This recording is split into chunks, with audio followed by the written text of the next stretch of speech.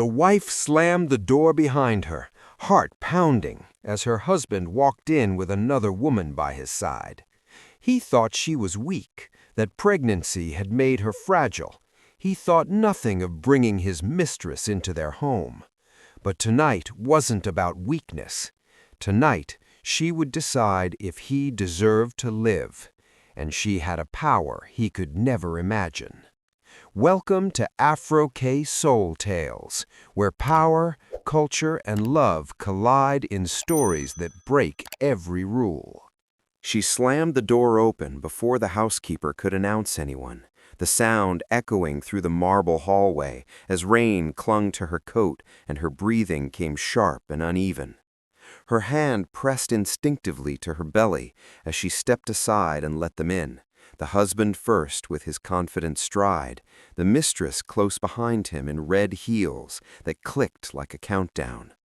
The wife smiled, slow and deliberate, even as her heart hammered hard enough to hurt. She said, "Come in, dinner is almost ready," her voice calm, almost fragile. The husband barely looked at her. He was already reaching for the mistress's hand, guiding her like she belonged there. He did not notice the security camera above the archway tilting slightly as they crossed beneath it. The mistress looked around, eyes wide with curiosity and disdain, taking in the chandeliers, the antique walls, the quiet power of the space. She laughed softly and said, "So this is where you live," turning to the husband, her tone amused. He shrugged and said, "It'll be yours soon enough," as if the wife were invisible. The wife closed the door behind them and locked it with a quiet click. She leaned against it for half a second, letting the cool wood steady her, then straightened and walked ahead of them toward the dining room. Her steps were slow, measured, the walk of a woman everyone believed was weak. She had practiced that walk for months. The table was set for 3. Candles flickered. The smell of food filled the room. The mistress raised an eyebrow and said, "You cooked for me? That's unexpected." The wife smiled again and said, "I wanted tonight to be special." Her eyes met her husband's for the first time. He looked away. They sat. The husband took the head of the table without asking. The mistress slid into the chair beside him, close enough that their knees touched. The wife sat opposite them, folding her hands over her stomach, watching, listening. She asked softly, "How long has it been?" The husband stiffened. The mistress laughed and said, "Oh, honey, don't ask questions you already know the answer to." The wife nodded, as if that made sense. She said, "I want to hear it from you, from both of you." The husband sighed, irritated. He said, "You've been sick, tired, always worried about the baby. I needed something easier, something lighter." He gestured toward the mistress like she was an accessory. She smirked and said he needed someone who wasn't always about to faint. The words landed hard, but the wife did not flinch. Inside, something cold and sharp settled into place. She said, "And you thought bringing her here was the right thing to do?" The husband leaned back and said, "I thought it was time you accepted reality. This marriage is over." The mistress reached for her wine and took a slow sip, eyes never leaving the wife. She said, "I told him you wouldn't mind. You look like the type who forgives everything." The wife's fingers tightened together. She asked, "How did you meet?" The mistress answered eagerly, too eager, "At a hotel charity gala. He said he was trapped. He said you didn't understand him. He said you were fragile." The husband nodded along, emboldened by the mistress's voice. He said, "You are fragile. Look at you, always pale, always resting. You wouldn't survive without me." The wife tilted her head, studying him like a stranger. She said, "That's interesting." The mistress laughed again and said, "Oh, he takes care of everything. Money, decisions, power. You must be grateful."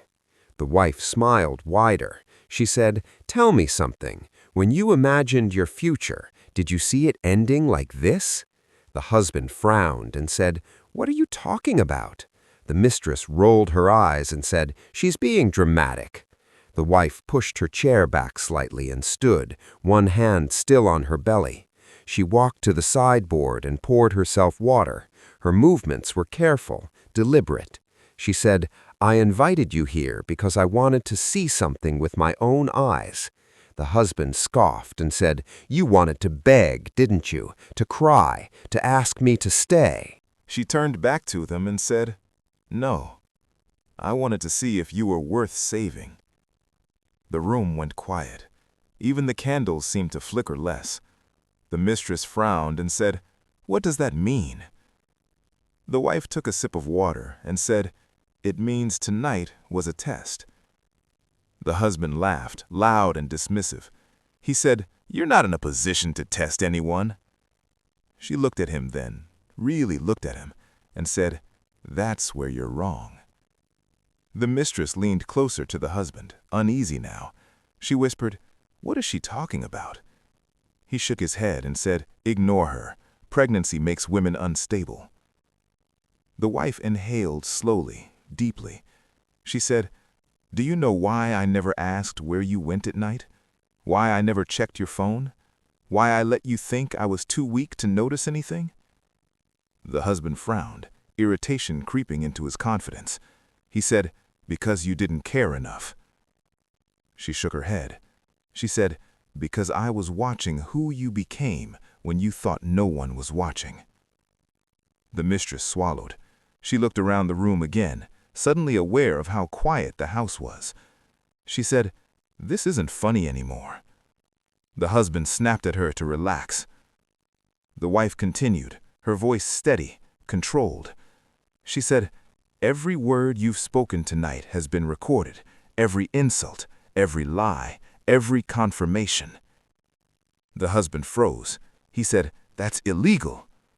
The mistress stood abruptly, chair scraping the floor. She said, "Recorded by who?" The wife looked toward the corner of the ceiling. A small red light blinked once. The husband's face drained of color. He stood too, pointing at the wife. He said, "You're bluffing. You can't do anything. This house is in my name." She smiled, softer now, almost sad. She said, "You really believed that?" The mistress backed away from the table. She said, "I didn't sign up for this." The wife turned to her and said, "You're not the one being judged tonight." Footsteps sounded beyond the dining room, slow and heavy. The husband spun toward the hallway. He said, "Who is here?" The wife said calmly, "Stay seated." Two men appeared in the doorway, tall, dressed in black, eyes empty of curiosity. The mistress gasped and said, "Are those bodyguards?" The wife nodded once. The husband shouted, "What is going on?" The wife placed a hand on her belly again, grounding herself. She said, "This child carries a legacy you were never meant to touch. This house was never yours. Your power was borrowed, and tonight I needed to know if you deserved to keep breathing under my roof." The husband's mouth opened, closed. Fear finally cracked through his arrogance. He said, "Listen, we can talk about this. I made a mistake." The mistress looked at him, betrayed now, realizing she had never been the future, only the proof. The wife sat back down slowly, meeting her husband's eyes with chilling calm. She said, "Talk then. Convince me." And for the first time since he walked into that house, the husband understood that his life was no longer his to command. The husband swallowed hard and lowered himself back into the chair, his movements stiff, cautious, like a man sitting before a firing squad. His voice came out thinner than he intended as he said, "This is insane. You are taking this too far." The mistress hovered near the wall, clutching her purse like a lifeline, her earlier confidence completely gone. The wife leaned forward slightly, her elbows resting on the table, her eyes never leaving him. She said, "Start talking. Tell me why you deserve mercy." He scoffed weakly and ran a hand through his hair. He said, "Mercy? Really? Listen to yourself. You're emotional. You're pregnant. This is hormones and drama and whatever game you think you're playing." He gestured toward the men behind her. "Call them off." One of the men took a single step forward. The sound of his boot against the marble floor echoed like a warning shot. The husband fell silent. The wife did not raise her voice. She did not need to. She said, "You invited another woman into my home, into my marriage, into my child's future, and you stand there telling me I am dramatic?" The mistress let out a shaky laugh. She said, "I didn't know she was like this. You told me she was weak. You said she barely left the bedroom." She turned toward the husband, panic rising. "You said she wouldn't do anything." The wife turned her gaze to the mistress, slow and deliberate. She said, "And you believed him." The mistress hesitated, then nodded. She said, "He said you depended on him for everything, money, safety. He said without him you would fall apart." The wife flinched just slightly, enough to sell the illusion, then straightened again. Her voice came out colder. She said, "Without you, I am free." The mistress whispered his name, fear creeping into her tone. She said, "This is dangerous. Let's just leave." The husband snapped back, "Sit down."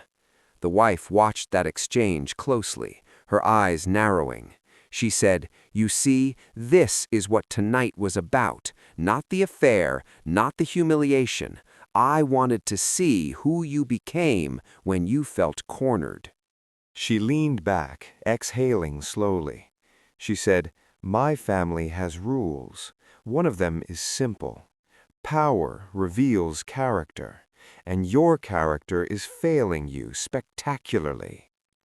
The husband laughed again, but this time it was hollow. He said, "Your family. There you go again with your fantasies. Your parents are dead. You told me that yourself." The wife's lips pressed together for a moment. When she spoke again, there was grief beneath the steel. She said, "My parents are very much alive. They just stopped existing to the world the day they realized I needed protection." The mistress stared at her, eyes wide. She said, "Protection from what?" The wife answered without hesitation, "From men like him." The husband stood abruptly, chair tipping back. He shouted, "This is ridiculous. I'm calling the police." He reached for his phone. One of the men moved faster than the eye could track. The phone was gone from his hand before he could unlock it. The man placed it gently on the table, screen down. The husband froze, breath coming fast. He whispered, "What do you want?" The wife's gaze softened, just a little, as she looked at him. She said, "I wanted to see if you would apologize without being forced, if you would take responsibility, if you would think about your child before yourself." She paused. The silence stretched, heavy and suffocating. She said, "Instead, you insulted me, you threatened me, you blamed me for your betrayal. You even tried to silence her." She nodded toward the mistress. "You failed every step." The mistress shook her head, tears welling now. She said, "I don't want any of this. I'll leave. I swear I won't tell anyone. I didn't know." The wife turned to her fully. She said, "You can leave." The mistress blinked. She said, "What?" The wife repeated herself calmly. She said, "You can leave this house alive, because you were honest tonight, because you did not pretend to be something you are not." She paused. "And because you are not the father of my child." The mistress exhaled a sob of relief and bolted for the door without another word, heels abandoned somewhere behind her. The sound of the front door opening and closing echoed through the house. The husband watched her go, horror dawning. He said, "You let her go." The wife nodded. She said she was never the problem. He took a step toward her, desperation breaking through his fear. He said, "Please, think about the baby. He needs a father. I can change. I swear I'll do anything." The wife stood slowly, one hand cradling her belly. Her eyes glistened, but her voice did not waver. She said, "A father is not someone who teaches a child how to lie, or cheat, or belittle. A father is someone who protects. You endangered us the moment you brought her here." He dropped to his knees. The sound was soft, pathetic. He reached for her, but one of the men blocked him instantly. He said, "I was wrong. I was stupid. I thought you were weak. I thought I was in control." The wife looked down at him, tears finally slipping free. She said, "That was your final mistake." She turned her head slightly and nodded once. The men moved in, each grabbing an arm, lifting him to his feet as his protests grew louder, more frantic. He shouted her name. He promised everything. He begged. She did not respond. She simply watched as he was dragged toward the hallway that led deeper into the house, toward places he had never been allowed to enter. As his voice faded, the wife lowered herself back into the chair, her hands shaking now that the act was over. She pressed her palm to her stomach and whispered softly to the child inside her that it was over, that she had chosen. But somewhere deep within the house, a door closed with a final ominous thud, and the true consequence of that choice had only just begun. The hallway swallowed his screams until they became dull echoes, then nothing at all. The house returned to its unnatural silence, the kind that pressed against the ears. The wife remained seated for a long moment, breathing through the tightness in her chest, counting each inhale the way she had been taught when fear threatened to overwhelm reason. One of the men returned and stood a few steps away.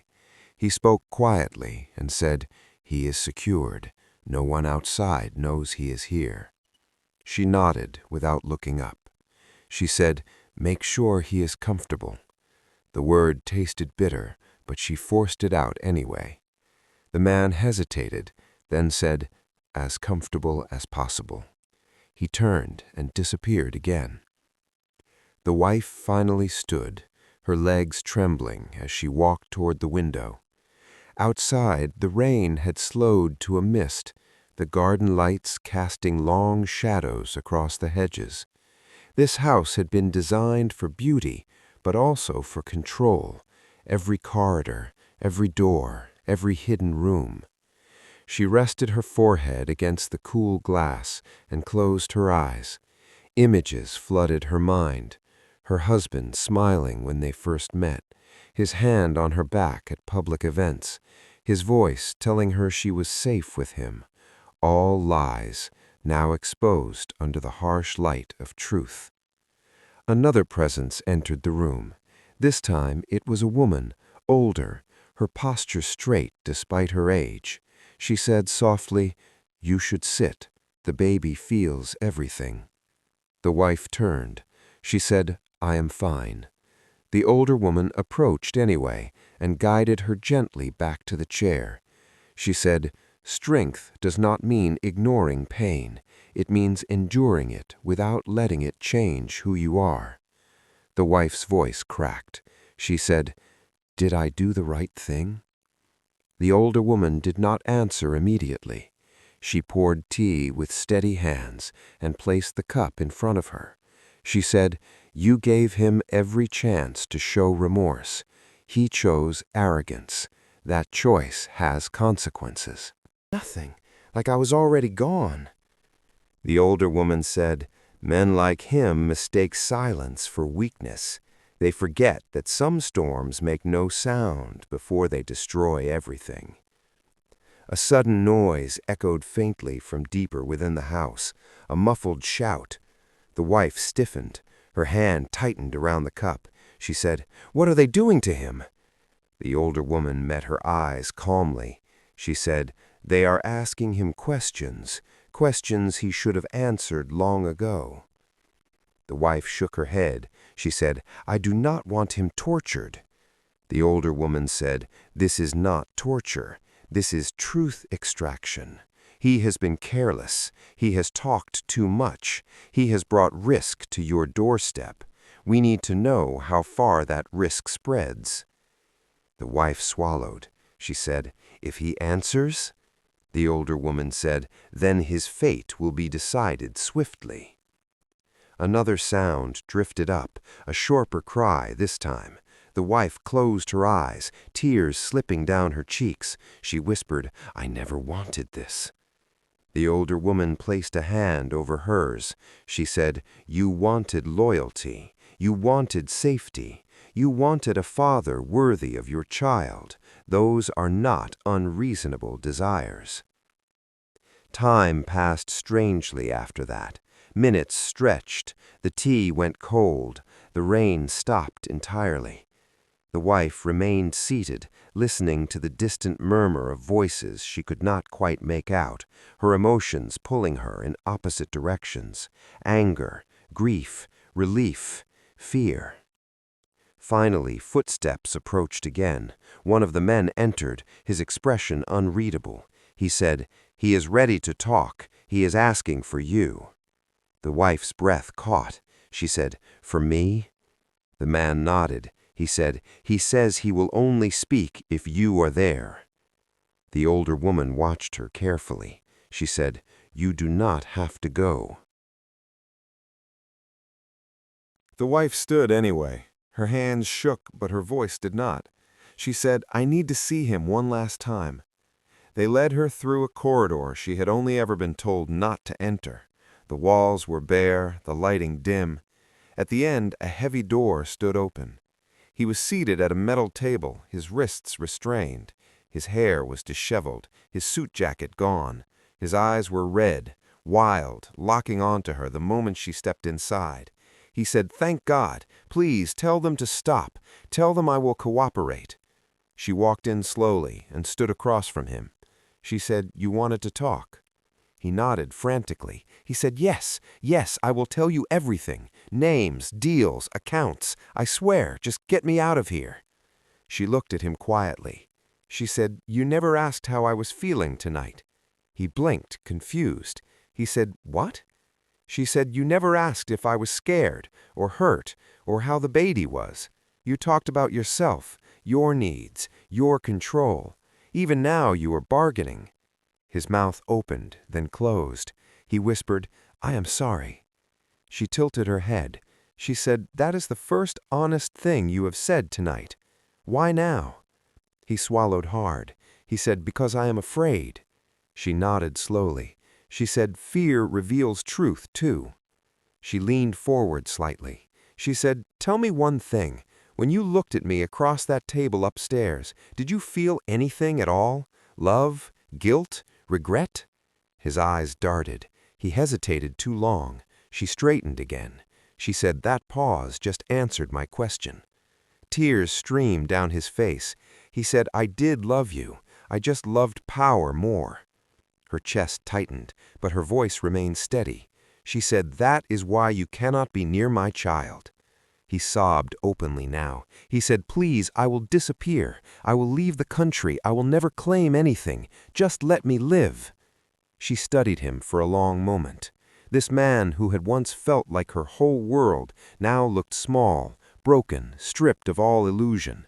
She felt no triumph, only clarity. She said, "You brought danger into my home. You disrespected me. You failed as a husband and as a father before the child was even born. You do not get to walk away untouched." She turned toward the door. He screamed her name. She paused, her back still to him. She said, "You asked earlier what I wanted. I wanted to know if you deserved mercy. You do not." She stepped out. The door closed behind her with a heavy finality. As she walked back through the corridor, her steps felt lighter than they had in months. Pain still lived in her chest, but it no longer controlled her.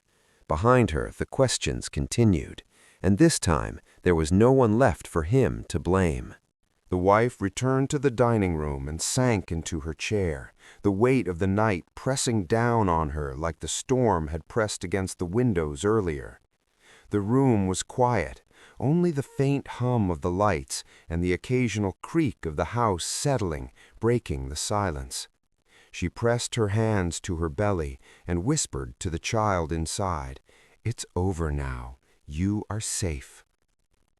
Her thoughts drifted to the mistress, who had fled the house like a shadow disappearing into the night. She felt a pang of pity, quickly tempered by clarity. That woman had been naive, drawn into a game she could not possibly understand, but at least she had honesty on her side. Honesty, the one thing her husband had never mastered. The older woman approached again, placing a hand lightly on the back of the chair. She said, "You did what was necessary." The wife shook her head slowly. She said, "Necessary does not feel like peace." She closed her eyes. Peace feels distant, like a faraway light. The older woman said, "Sometimes the right path is not the comfortable one." The wife nodded, taking in the words, even as tears threatened again.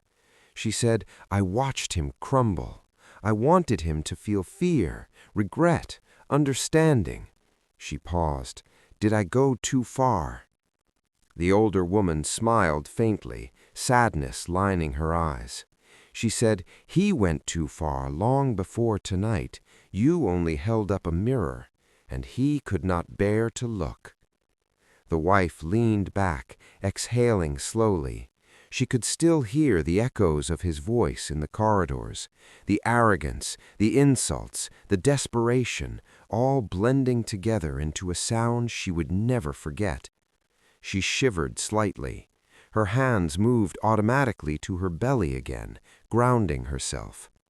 Hours passed. The house settled into a quiet rhythm. Rain returned lightly against the windows. She wandered from room to room, checking locks, reviewing each camera feed, ensuring everything was as it should be.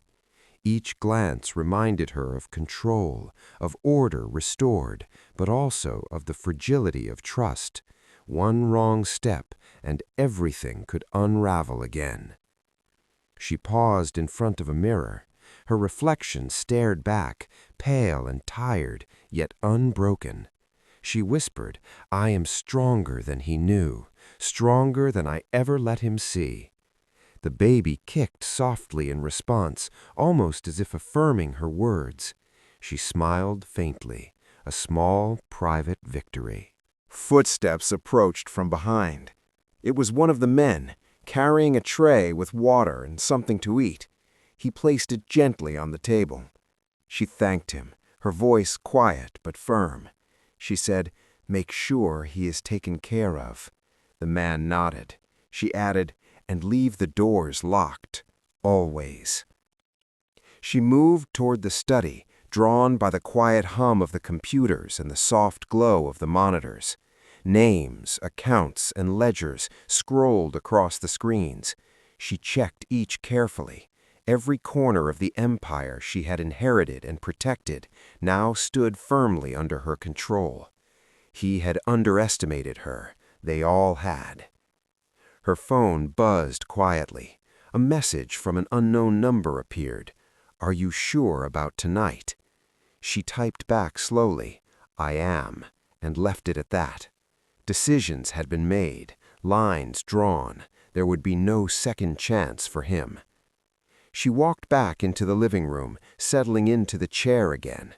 The house felt alive in a new way, no longer just walls and furniture, but a fortress. She pressed her hands to her belly, feeling movement again, tiny and insistent. She whispered, "I will protect you, always." The night stretched on. Outside, the city slept, oblivious to the storm that had taken place inside a single house. And inside, she remained vigilant, every sense alert, ready for anything. She knew the world would try to challenge her, to test her again, but she would not falter, not ever. By morning, the rain had stopped completely. Light filtered through the windows, soft and pale. She walked slowly through the house, noting every detail. Everything was in order. Everything was hers now. She paused at the front door, looking out at the empty street, imagining the mistress gone, imagining her husband facing the consequences of his arrogance. A faint smile curved her lips. She said quietly, almost to herself, "Tonight was the test, and he failed." Her hands rested one last time on her belly. She felt the child stir and whispered softly, "Tonight we begin. Tonight nothing can touch us." She turned from the door, walking through the house that now held no fear for her, only power, clarity, and resolve.